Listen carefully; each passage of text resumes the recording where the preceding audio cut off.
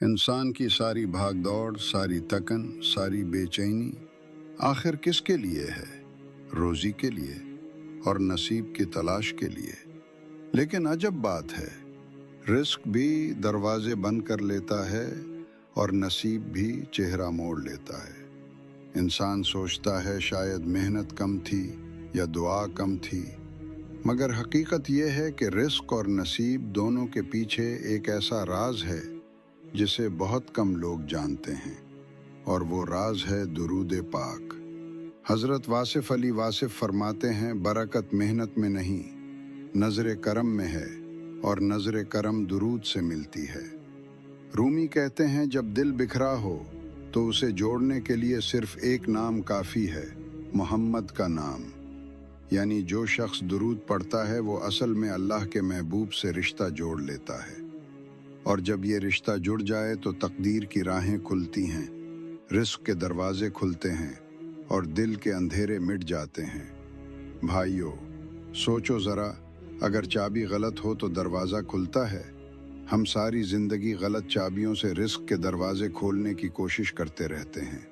حرص کی چابی، دنیا داری کی چابی، رشتوں اور تعلقات کی چابی۔ مگر اصل دروازہ اس وقت کھلتا ہے جب ہم درود پاک کی چابی استعمال کرتے ہیں۔ واصف صاحب فرماتے ہیں، جو درود پڑھتا ہے وہ صرف کلمات نہیں پڑھتا، وہ اپنی تقدیر کے تالے توڑتا ہے۔ ہزاروں درود ہیں، لیکن کچھ درود خاص ہیں۔ درود ابراہیمی جو ہم نماز میں پڑھتے ہیں، یہ رزق کی کشادگی کا سبب ہے۔ درود تاج جو دل کی گہرائی سے پڑھا جائے تو نفس کے طوفان کو خاموش کر دیتا ہے اور نصیب کو جگا دیتا ہے۔ ایک بزرگ نے کہا، میں نے برسوں محنت کی مگر رزق میں چین نہ ملا۔ ایک دن ایک مرشد نے کہا، بیٹا، ہر روز 100 مرتبہ درود پاک پڑھا کرو، اور پھر دیکھا کہ جہاں دروازے بند تھے وہاں سے رزق بہنے لگا۔ واصف علی واصف کہتے ہیں، کچھ لوگ نصیب کے سونے کا رونا روتے ہیں، حالانکہ نصیب کو جگانے کا راز ان کے ہونٹوں پر ہے۔ ہاں، درود وہ ذکر ہے جو قسمت کو جگاتا ہے۔ وہی لڑکا جس کے رشتے نہ ہو رہے تھے، جب درود کا معمول بنایا تو اللہ نے اس کے لیے راہیں کھول دی۔ وہی تاجر جس کا کاروبار ڈوبا ہوا تھا، جب درود کے ساتھ دکان کھولی تو گاہک ایسے آنے لگے جیسے بارش کے قطرے۔ درود کا اصل راز جانتے ہو؟ اصل راز کیا ہے؟ درود محض لفظ نہیں، یہ عشق ہے، یہ نسبت ہے، یہ اللہ کے محبوب صلی اللہ علیہ وسلم کو یاد کرنے کی وہ کیفیت ہے جس پر فرشتے بھی ناز کرتے ہیں۔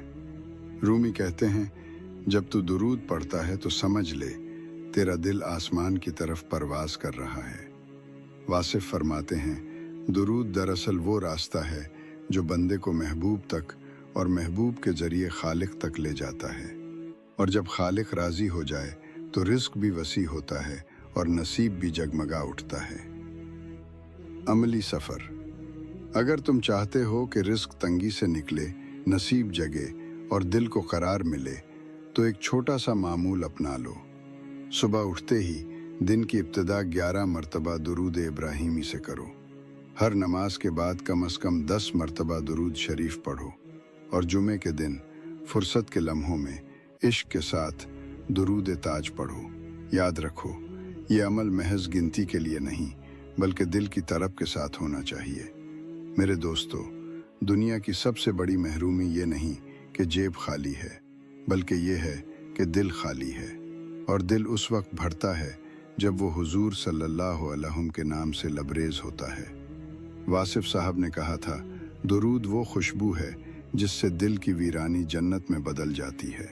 درود کے اثرات۔ رزق اور نصیب کی کنجی۔ رزق میں برکت۔ ایک بزرگ فرماتے ہیں، میں نے اپنی دکان کو کھولنے سے پہلے 100 مرتبہ درود شریف پڑھنے کو اپنا معمول بنا لیا، اور دیکھتے ہی دیکھتے اللہ نے رزق میں ایسی برکت دی کہ گاہک خود چل کر آنے لگے۔ نصیب کا کھل جانا۔